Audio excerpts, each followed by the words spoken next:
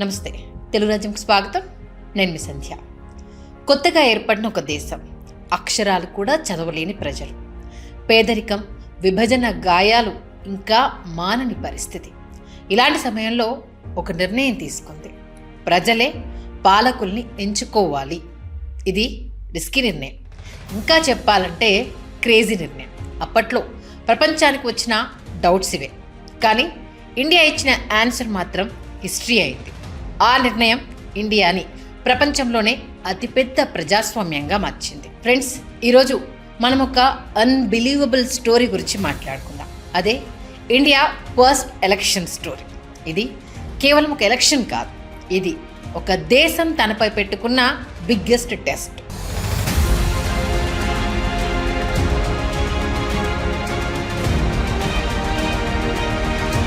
భారతదేశానికి 1947లో ఇండిపెండెన్సీ వచ్చినప్పుడు దేశం పరిస్థితి చాలా టఫ్గా ఉంది. పార్టీషన్ వల్ల గాయాలైతే మానలేదని చెప్పాలి. పేదరికం ఎక్కువైపోయింది, లిటరసీ చాలా లో. అప్పట్లో సుమారు 85% మంది చదవలేని వాళ్ళే. రోడ్స్ సరిగ్గా లేవు, కమ్యూనికేషన్ వీక్, ట్రాన్స్పోర్ట్ కూడా ప్రాపర్గా లేదు. ఇలాంటి పరిస్థితుల్లో ఎలక్షన్స్ అంటే ఎలా ఉంటుంది? ఎవరైనా ఆల్మోస్ట్ ఇంపాసిబుల్ మిషన్ లాంటిది అని అంటారు. కానీ ఇక్కడే ఇండియా ఒక బోల్డ్ డెసిషన్ తీసుకుంది. ప్రజల చేతిలో పవర్ పెట్టాలి, అది కూడా ఇప్పుడే పెట్టాలి అని. డిలే చేయలేదు. ఇదే ఈ కథలో ఫస్ట్ టర్నింగ్ పాయింట్. ప్రపంచ దేశాలు కూడా చూసి డౌట్ పెట్టుకున్నాయి, ఈ దేశంలో డెమోక్రసీ వర్క్ అవుతుందా అని. కొందరు ఫారిన్ అనలిస్టులు అయితే డైరెక్ట్గా క్రిటిసైజ్ చేశారు. అక్షరాలు చదవలేని వాళ్ళు ఓటు ఎలా వేస్తారు, ఇది ఫెయిల్ అవుతుందని విమర్శించారు. అయితే ఇక్కడే ఎంట్రీ ఇచ్చాడు ఒక సైలెంట్ హీరో. అతనే Sukumar Sen, India first election commissioner. ఆయన ముందున్న పని సింపుల్ అయితే కానే కాదు. జీరో నుంచి ఒక కంప్లీట్ ఎలక్షన్ సిస్టమ్ని బిల్డ్ చేయాలి. ముందుగా ఓటర్ లిస్ట్ని తయారు చేయాలి, రూల్స్ సెట్ చేయాలి, పోలింగ్ ప్రాసెస్ని డిజైన్ చేయాలి. అన్నీ స్క్రాచ్ నుంచే ప్రారంభించాలి. ఇప్పుడు స్కేల్ గురించి మాట్లాడితే అది నెక్స్ట్ లెవెల్. సుమారు 17.3 కోట్ల ఓటర్లు. అప్పటి వరకు ప్రపంచంలోనే బిగ్గెస్ట్ ఎలక్టోరేట్. దాదాపు 2 లక్షల పోలింగ్ స్టేషన్స్ని ఏర్పాటు చేయాలి. 20 లక్షలకు పైగా బ్యాలెట్ బాక్సెస్ని వాడాలి. ఇవన్నీ దేశం నలుమూలలా పంపాలి. ఫారెస్ట్లోకి, హిల్స్లోకి, రిమోట్ విలేజెస్లోకి తరలించాలి. కొన్ని చోట్ల పోలింగ్ మెటీరియల్స్ని ఎద్దుల బండ్లలో తీసుకెళ్లారు, మరికొన్ని చోట్ల పడవల్ని వాడారు, ఇంకొన్ని చోట్ల అధికారులు గంటల తరబడి నడిచి వెళ్లాల్సి వచ్చింది. అంటే ఇది కేవలం ఎలక్షన్ కాదు, ఒక మాసివ్ ఆపరేషన్. ఇప్పుడు ఒక కీలకమైన విషయం, సీట్స్ డివిజన్. అప్పట్లో మొదటి లోక్సభలో మొత్తం 489 సీట్స్ ఉండేవి. ఇవి స్టేట్స్, రీజియన్స్ ప్రకారం విభజించారు. ఇంకా ఇంట్రెస్టింగ్ విషయం ఏంటంటే కొన్ని నియోజకవర్గాల్లో 2 మెంబర్స్ ఉండేవారు. ఒకటి జనరల్ సీట్ అయితే ఇంకొకటి రిజర్వ్డ్ సీట్, బడుగు బలహీన వర్గాల కోసం. అంటే ఒకే నియోజకవర్గం నుంచి 2 ఎంపీస్ ఎన్నికయ్యే సిస్టమ్ అప్పట్లోనే ఉండేది. ఇలా ఎలక్షన్ ప్రాసెస్ ఎలా జరిగిందంటే అది ఒక్క రోజులోనే అయిపోలేదు. అక్టోబర్ 1951 నుంచి ఫిబ్రవరి 1952 వరకు, అంటే ఆల్మోస్ట్ 4 మంత్స్ పాటు ఎలక్షన్స్ జరిగాయి. క్లైమేట్ కండిషన్స్, ట్రాన్స్పోర్ట్ ఇష్యూస్ కారణంగా ఫేజ్ల వైజ్గా ఎలక్షన్స్ని కండక్ట్ చేశారు.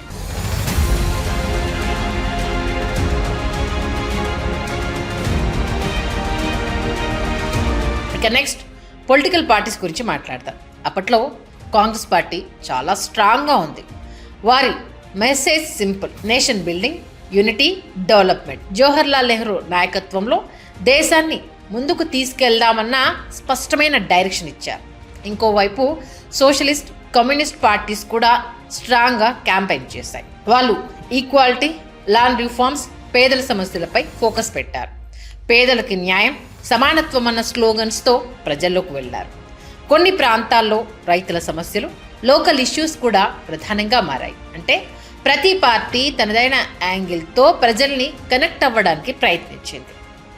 దేశంలో తొలి ఎన్నికల్లో క్యాంపెయినింగ్ కూడా ఒక ఇంట్రెస్టింగ్ చాప్టర్. జవహర్లాల్ నెహ్రూ దేశం మొత్తం తిరిగి మీటింగ్స్ నిర్వహించారు. ట్రైన్లో, కార్లో, కొన్ని చోట్ల ప్లేన్లో కూడా ట్రావెల్ చేసి ర్యాలీస్ అడ్రస్ చేశారు.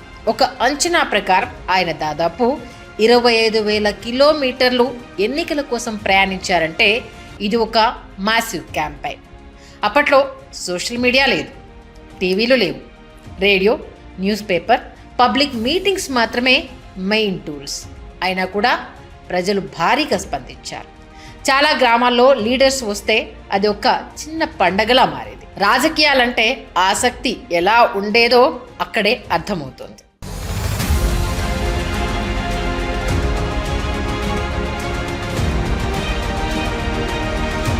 ఇప్పుడు ఓటర్స్ పార్టిసిపేషన్ గురించి మాట్లాడితే లిటరసీ లేకపోయినా ఇంతియాజిజం మాత్రం నెక్స్ట్ లెవెల్. మొత్తం 45% పైగా ఓటింగ్ టర్నౌట్ వచ్చింది. అది అప్పటి పరిస్థితుల్లో హ్యూజ్ అచీవ్మెంట్. అంటే చదవలేకపోయినా ఓటు వాల్యూ మాత్రం ప్రజలకు బాగా అర్థమైంది. అయితే మహిళల పార్టిసిపేషన్లో ఒక ఛాలెంజ్ కనిపించింది. చాలామంది మహిళలు తమ పేర్లతో ఓటు రిజిస్టర్ అవ్వకుండా ఫలానా వ్యక్తి భార్య అని నమోదు చేశారు.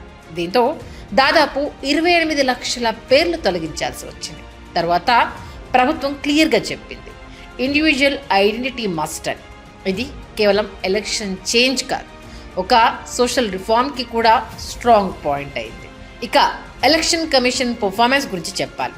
అది అవుట్ స్టాండింగ్. ఇంత పెద్ద దేశంలో ఇంత తక్కువ రీసోర్స్లతో ఇంత స్మూత్లీ ఎలక్షన్ కండక్ట్ చేయడం ప్రపంచాన్ని షాక్ గురి చేసింది. సుకుమార్ సేన్ నాయకత్వంలో ఈసీ ఒక స్ట్రాంగ్ ఇన్స్టిట్యూషన్గా ఎస్టాబ్లిష్ అయింది. అప్పుడు జరిగిన కొన్ని ఇన్సిడెంట్స్ కూడా చాలా ఇంట్రెస్టింగ్గా ఉన్నాయి.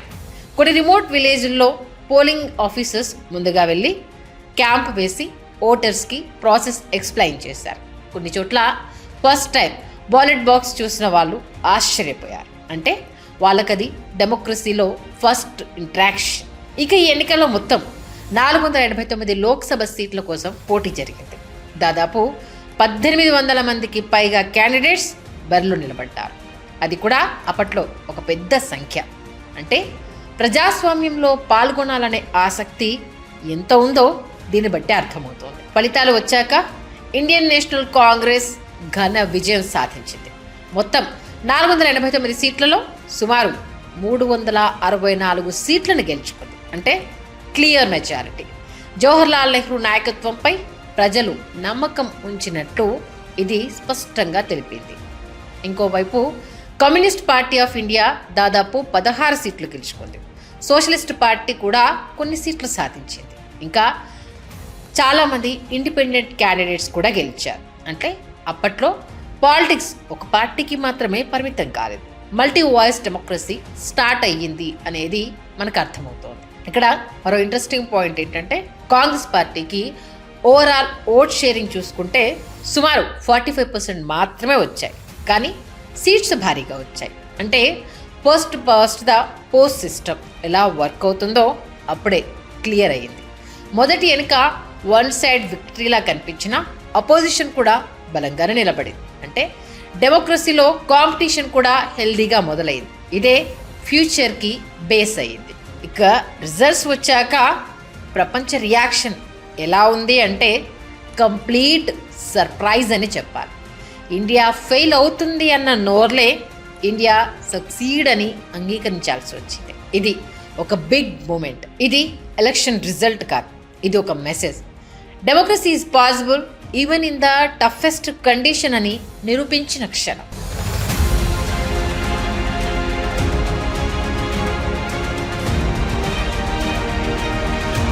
ఒక కోల్డ్ వార్ పీరియడ్.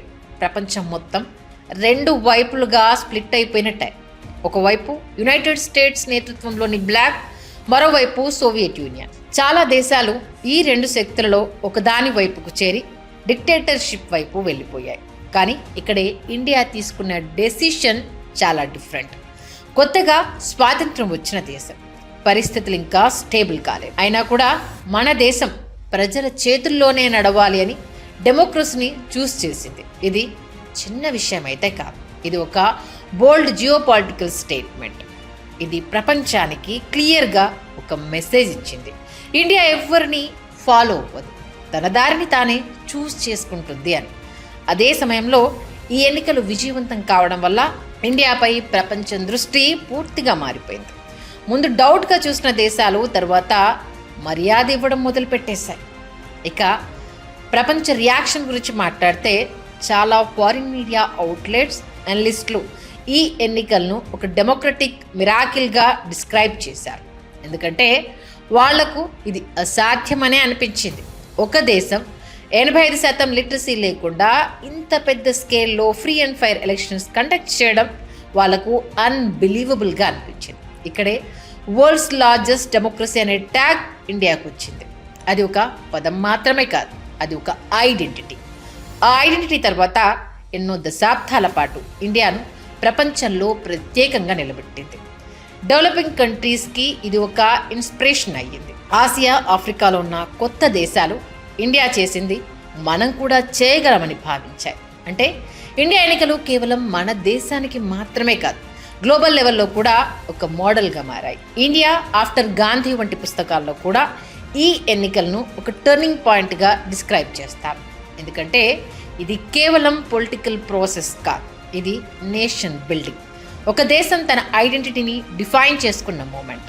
ఇంకా డీప్గా చూస్తే ఈ ఎన్నికలు ప్రజలకు ఒక కొత్త ఫీలింగ్ ఇచ్చాయి. ఇప్పటి వరకు వాళ్ళు రూలర్స్ డెసిషన్స్ని మాత్రమే ఫాలో అయ్యేవారు, కానీ తర్వాత వాళ్ళే రూలర్స్ని చూస్ చేసుకునే పవర్ వాళ్ళకు రావడం వచ్చింది.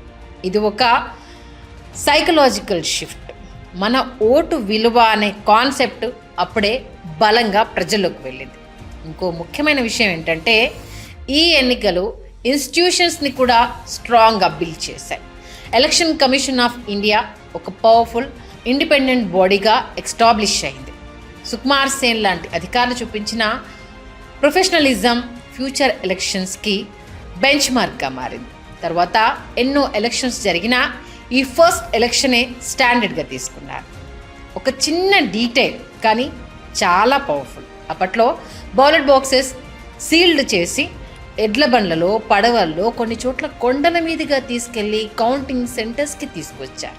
అంటే ప్రతి ఓటు వాల్యూను ఎంత సీరియస్గా తీసుకున్నారో ఇక్కడే అర్థమవుతోంది. ఇది కేవలం ప్రాసెస్ కాదు, ఇది ఒక కమిట్మెంట్. ఇప్పుడు ఒక్కసారి ఆలోచించండి, ఒక దేశం రీసోర్స్ తక్కువ, రోడ్స్ లేవు, కమ్యూనికేషన్ అనేది వీక్, లిటరసీ చాలా లో, కానీ కాన్ఫిడెన్స్ మాత్రం స్కై హై.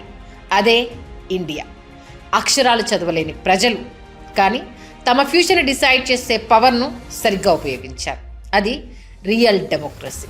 అప్పట్లో ప్రపంచం డౌట్ చేసింది ఇది ఫెయిల్ అవుతుంది అని, కానీ ఇండియా ప్రూవ్ చేసింది డెమోక్రసీ ఓన్లీ వర్క్స్ కాదు, ఇటు థ్రైవ్స్ అని. ఇప్పుడు మనం ఈ రోజుల్లో ఎలక్షన్స్ గురించి మాట్లాడితే చాలాసార్లు అది రొటీన్లా అనిపిస్తుంది, కానీ ఒక్కసారి వెనక్కి వెళ్ళి చూస్తే ఇది ఎంత పెద్ద అచీవ్మెంటో అర్థమవుతుంది. ఆ కాలంలో ఉన్నవాళ్ళు ఇంత కష్టాల్లో కూడా ఓటు వేయడానికి లైన్లో నిలబడ్డారు. ఎందుకంటే వాళ్ళకు ఒక క్లారిటీ ఉంది, ఇది మన హక్కు, మన భవిష్యత్తు అని. ఇప్పుడు ఎవరికి వారు ప్రశ్నించుకోవాలి. మనకు అన్ని ఫెసిలిటీస్ ఉన్నాయి, ఎడ్యుకేషన్ ఉంది, టెక్నాలజీ ఉంది, కానీ మనం ఆ ఓటు విలువను ఎంత సీరియస్గా తీసుకుంటున్నా ఇదే అసలు స్టోరీ. ఒక దేశం ఆల్మోస్ట్ ఇంపాసిబుల్ సిచ్యువేషన్లో ప్రపంచంలోనే బిగ్గెస్ట్ ఎలక్షన్ను సక్సెస్ చేసింది. అది కేవలం ఒక ఈవెంట్ కాదు, అది ఇండియా క్యారెక్టర్ని డిఫైన్ చేసిన మూమెంట్. అదే ఇండియా స్ట్రెంగ్త్, అదే ఇండియా స్టోరీ. మరి ఈ లెగసీని మనం ఎలా క్యారీ ఫార్వర్డ్ చేస్తాం, ఇదే ఫ్యూచర్ను డిసైడ్ చేస్తుంది.